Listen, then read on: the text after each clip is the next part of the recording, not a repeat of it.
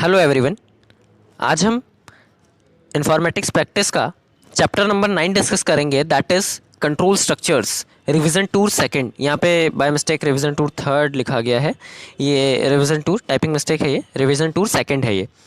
तो इसमें सबसे पहला और सबसे मोस्ट इंपॉर्टेंट टॉपिक डिस्कस करने जा रहे हैं हम। उससे पहले मैं आपको कुछ और बातें बता दूं इस चैप्टर के रिगार्डिंग। ये चैप्टर आपके पूरे सिलेबस का one of the most important chapter है। इससे हर साल एटलीस्ट एक क्वेश्चन तो आता ही आता है, ऐसा हो ही नहीं सकता कि इससे एक क्वेश्चन ना आए। और कई बार 2 और से 3 क्वेश्चन भी बने हैं, भले ही वो और में बने हो। तो मोस्ट इंपॉर्टेंट चैप्टर तो ये हो ही जाता है।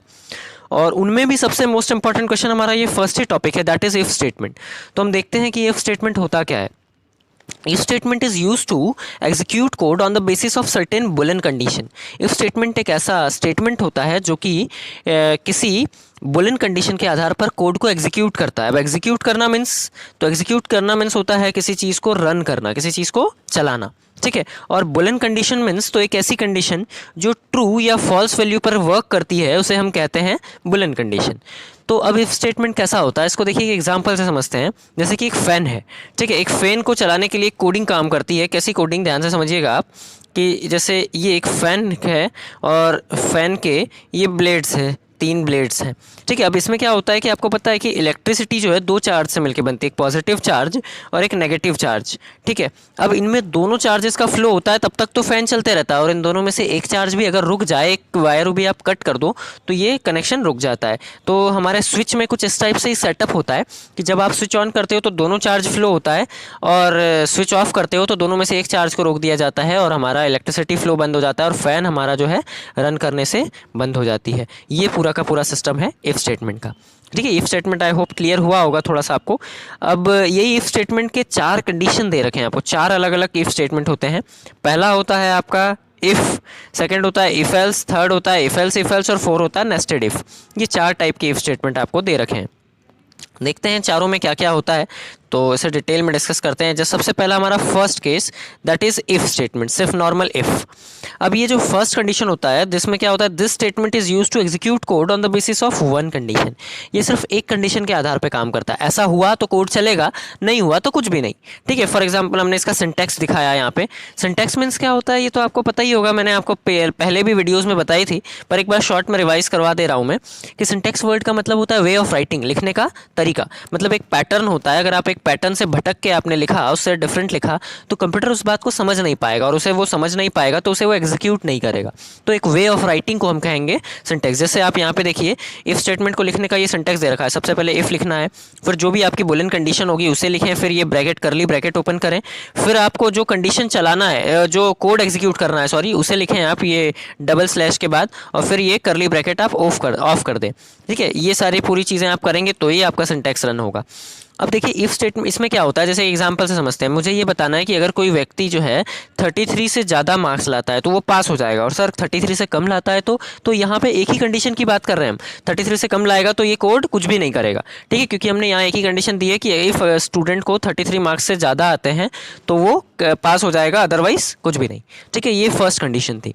सेकेंड कंडीशन देखिएगा आपकी, अगर इफ़ एल्स की बात करेंगे आप, तो इफ एल्स क्या करता है, 2 कंडीशन के आधार पर कोड चलाता है। This statement is used to execute code on the basis of 2 condition.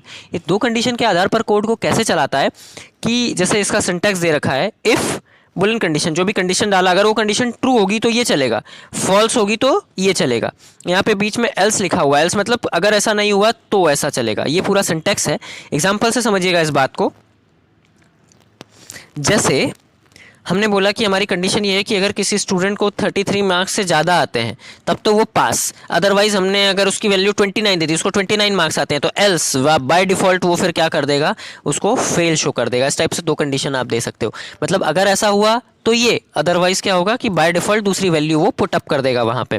जैसे मैंने एग्जांपल आपको पास फेल वाला दिया कि 33 मार्क्स से ज़्यादा अगर किसी स्टूडेंट को आते हैं तो उस कंडीशन में क्या होगा, वो स्टूडेंट पास होगा, और by default otherwise else condition वो क्या चला देगा, फॉल्स चला देगा। ये पूरी प्रोग्रामिंग की बेसिक कंडीशन है। ये चीज़ें आप जब अप्लाई करेंगे ना तो आपको बहुत ज़्यादा अच्छे से क्लियर होगा, ठीक है।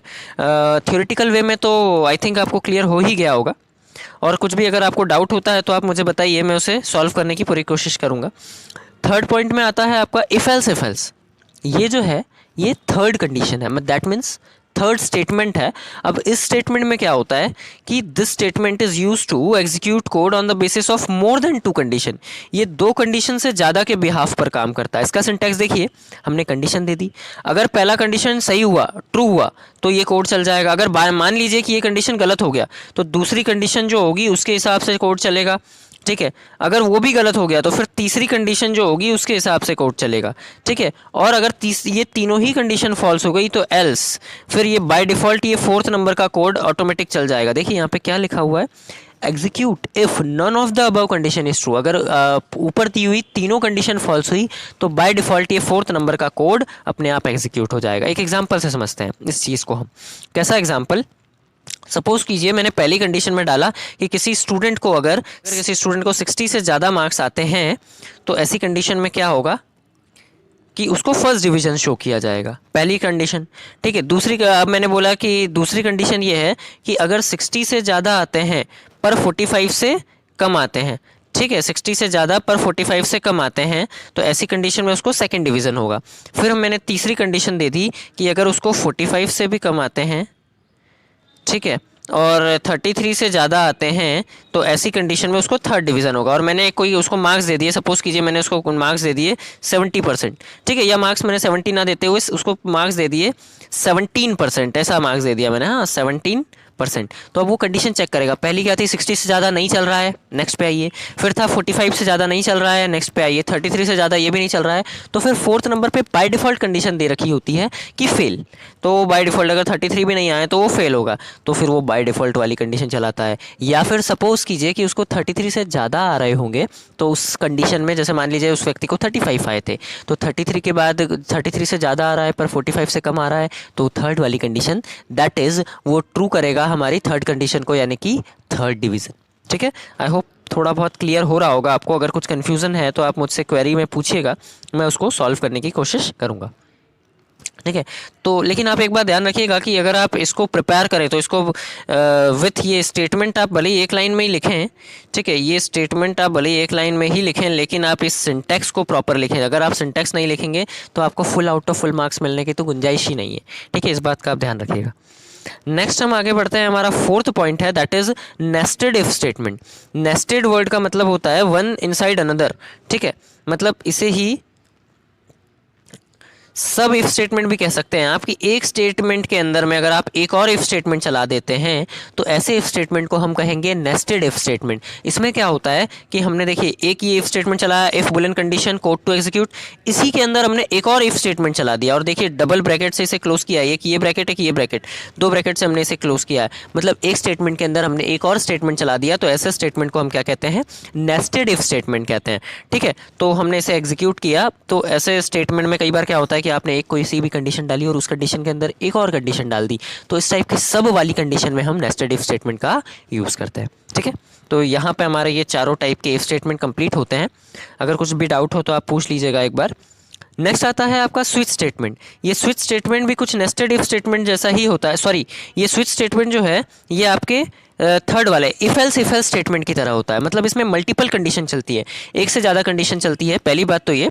दूसरी बात, जैसे वहाँ पे आप उसे इफ़ और बुलियन कंडीशन कह रहे थे, यहाँ पे केस और कंडीशन कहा जाता है, ठीक है। सिलेक्ट, स्विच और केस स्टेटमेंट कहा जाता है यहाँ पे, ठीक है। अब इसमें क्या होता है, जैसे आपने कोई एक कंडीशन स्विच लिखा, वहाँ इफ़ लिखा था, उसके बाद कंडीशन डाल दी आपने, फर्स्ट वैल्यू डाली, उसका कोड डाला, अगर वो गलत हुआ तो नेक्स्ट वैल्यू डाली, उसका कोड डाला, फिर अगर वो भी गलत हुआ तो बाय डिफ़ॉल्ट आपने ये डिफ़ॉल्ट लिखा, उसका कोड डाल दिया आपने, तो बाय डिफ़ॉल्ट ये कोड चल जाएगा। मतलब जैसा आपका इफ एल्स थर्ड वाला स्टेटमेंट हुआ करता था ना, वैसा ही है। अब सवाल ये उठता है कि सर जब ये इफ एल्स स्टेटमेंट था ही सही तो फिर इसे बनाने की क्या ज़रूरत थी।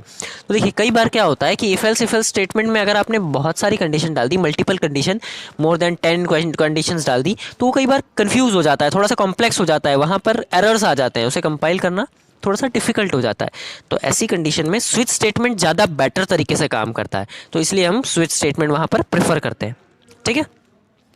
चलिए आगे बढ़ते हैं फिर हम।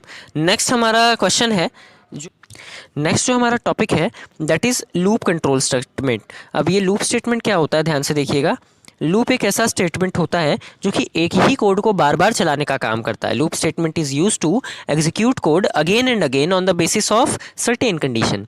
ठीक है, मतलब किसी एक कंडीशन के आधार पर ये किसी स्टेटमेंट को बार बार चलाता है। ऐसे स्टेटमेंट को हम क्या कहते हैं, लूप कंट्रोल स्टेटमेंट कहते हैं। अब ये लूप स्टेटमेंट 3 टाइप के होते हैं, व्हाइल लूप, फॉर लूप और डू व्हाइल लूप। सबसे पहले हम डिस्कस करेंगे व्हाइल लूप को। व्हाइल लूप क्या होता है, while loop statement execute a target statement as long as condition is true. मतलब लूप स्टेटमेंट एक कंडीशन को तब तक बार बार चलाते रहता है, चलाते रहता है, चलाते रहता है जब तक वो कंडीशन फॉल्स ना हो जाए। वो कंडीशन जब तक भी ट्रू रहेगी वो सेम कोड को एग्जीक्यूट करता रहेगा, दैट मीन्स रन करता रहेगा। अब यहाँ पे हमने इसका सिंटैक्स लिखा, वाइल बुलियन कंडीशन, उसका कोड जो रन करना है और उसके बाद ब्रैकेट क्लोज कर दिया, ये हमारी कंडीशन खत्म हो गई। नेक्स्ट हम बात करेंगे फॉर लूप की। फॉर लूप में क्या होता है, एक रेंज में कंडीशन चलती है। For loop is a repetition control structure that allows efficiently to write a loop needs to execute a specific number of times. मतलब ये क्या करता है, आपको एक निश्चित नंबर ऑफ टाइम्स तक, एक सर्टेन नंबर ऑफ टाइम्स तक ही कोड को चलाता है। जैसे एक कंडीशन दी मैंने कि ये 1 to 10 तक, मैंने बोला काउंटिंग लिखो, कहाँ तक लिखें सर, 1 to 10 तक। एक रेंज दे दी आपने, उस रेंज में ही काम करने का काम कौन करता है, हमारा लूप कंट्रोल स्ट्रक्चर कहता है। अब इसमें क्या होती है, आपने इसका सिंटैक्स से समझिएगा। फॉर इनिशियलाइजेशन मतलब कहाँ से स्टार्ट करना है, बुलियन कंडीशन दिया, अपडेट कहाँ तक करना है, फिर उसका कोड आपने बता दिया। तो जब तक इसकी रेंज कंप्लीट नहीं होगी ये काम कंटिन्यू करता ही रहेगा, करता ही रहेगा, और जैसे ही इसकी कंडीशन कंप्लीट हो जाएगी ये अपने वर्क को स्टॉप कर देगा। ठीक है, तो आई थिंक फॉर लूप आपको समझ में आया होगा। नेक्स्ट जो आपका थर्ड टाइप है that is do while loop. अब ये डू वाइल लूप क्या होता है, do while loop is similar to while loop. ये वाइल लूप की तरह ही काम करता है except that do while loop is guaranteed to execute at least 1 time. देखिए डू वाइल लूप जो है ये भी वाइल लूप की तरह ही काम करता है, पर फर्क क्या है कि यहाँ पे एक बात की गारंटी होती है कि एटलीस्ट एक बार तो आपका कोड चलेगा ही चलेगा। वहाँ पर वाइल लूप में ऐसा भी हो सकता था कि आपका कोड एक बार भी ना चले, आपकी कंडीशन एक बार भी सेटिस्फाई ना करे, लेकिन यहाँ क्या होता है, एटलीस्ट एक बार तो आपकी कंडीशन सेटिस्फाई होनी ही चाहिए और ये एक बार तो चलेगा ही चलेगा। इसका सिंटैक्स क्या होता है, do open bracket statements bracket close और बुलियन कंडीशन क्लोज। ठीक है, आई होप क्लियर हुआ होगा आपको लूप कंट्रोल स्ट्रक्चर। नेक्स्ट हमारा टॉपिक है ब्रेक स्टेटमेंट। कई बार क्या होता है कि कुछ ऐसे लूप्स होते हैं जो कंटिन्यू चलते ही रहते हैं, चलते ही रहते हैं, चलते ही रहते हैं, जिसकी कंडीशन क्लोज की कोई कंडीशन नहीं होती वहाँ पर, मतलब वो लूप अपने आप स्टॉप ही नहीं होता। तो ऐसे लूप्स को रोकने के लिए एक स्टेटमेंट बनाया गया दैट इज ब्रेक स्टेटमेंट। तो इसका यूज़ देखते हैं हम। Break statement is use to terminate the loop and program control resume at the next statement following the loop. ये क्या करता है, किसी भी लूप को स्टॉप करके, टर्मिनेट मतलब होता है स्टॉप करना, टर्मिनेट वर्ड का मतलब क्या होता है, स्टॉप करना, वो उसे स्टॉप करके और नेक्स्ट कोडिंग पर उसे ट्रांसफॉर्म कर देता है, चाहिए मतलब सेंड कर देता है। तो इसका सिंटैक्स सिर्फ इतना सा होता है, ब्रेक और सेमीकोलन। ठीक है, लास्ट जो हमारा स्टेटमेंट है दैट इज कंटिन्यू स्टेटमेंट। अब ये कंटिन्यू स्टेटमेंट क्या होता है, ये क्या, जैसे आपने किसी स्टेटमेंट पर ब्रेक स्टेटमेंट लगा दिया, आपने किसी लूप को ब्रेक कर दिया, अब आप चाह रहे हैं कि उस स्टेटमेंट को आप वापस से कंटिन्यू करें, वापस से स्टार्ट करें, तो ऐसे स्टेटमेंट के लिए आपको कंटिन्यू स्टेटमेंट चलाना पड़ता है, जो कि continue statement is use to immediately jump to the next iteration of the loop. ये क्या करता है, किसी एक स्टेटमेंट से उठाकर उसे नेक्स्ट स्टेटमेंट पर स्विच करता है और कंटिन्यू रेगुलरली रूप से चलाता रहता है। और इसका सिंटैक्स क्या हो जाएगा, सिंटैक्स लेके आप कंटिन्यू लिखें और सेमीकोलन से इसे क्लोज कर दें। ये पूरा ओवरऑल हमारा कंटिन्यू स्टेटमेंट होता है। दैट्स ऑल, ये चैप्टर हमारा इतना ही था, यहाँ पर ये चैप्टर हमारा कंप्लीट होता है। For any query you can contact me. Thank you again.